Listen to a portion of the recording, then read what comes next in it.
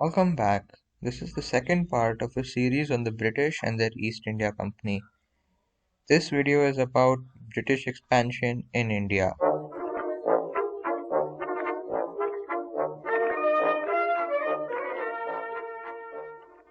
After the Battle of Plassey, Siraj-ud-Daulah, who fled, was assassinated, and as the British had promised, Mir Jafar was put on the throne and made Nawab.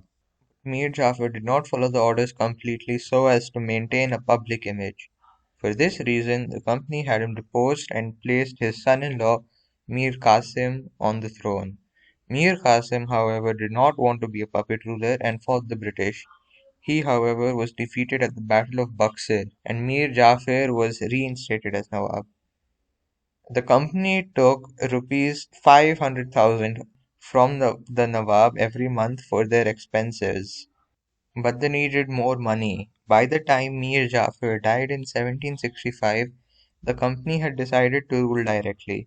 So the Mughal emperor appointed the EIC as the Diwan of Bengal on 17th August 1765.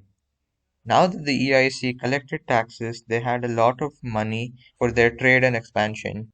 When Clive left India, he had a fortune worth 401,102 pounds of the time.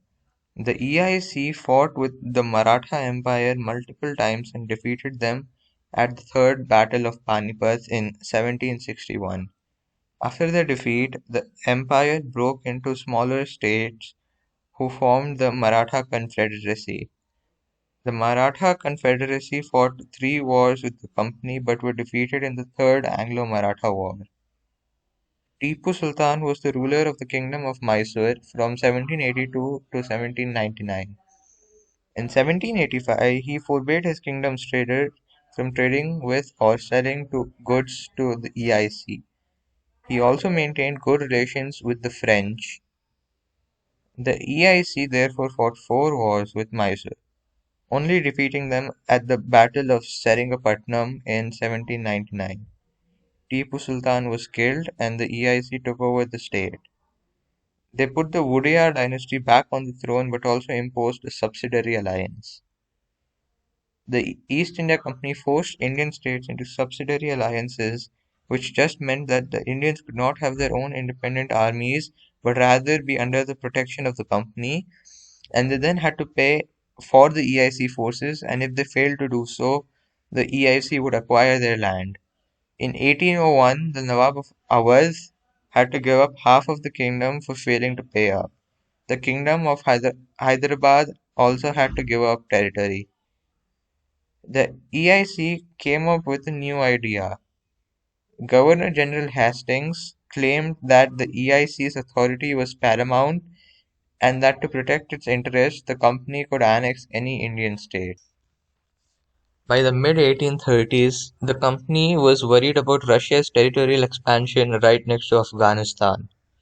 The British were afraid that the Russian Empire might invade India from the northwest through Afghanistan.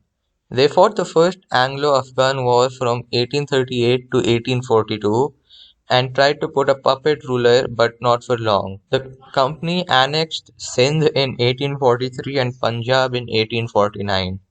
Governor General Dalhousie came up with the doctrine of lapse. This stated that if any Indian kingdom's ruler died without a male heir, their rule would end and the territory would be annexed by the company. The following kingdoms were annexed under this doctrine: Sathara in 1848, Sambalpur in 1850, Udaipur in 1852, Nagpur in 1853, Jhansi in 1854, and Awadh in 1856. All of this expansion led the Indians to fight for their independence and led to the First Indian War of Independence. Thanks for watching, and remember to stay twice as curious.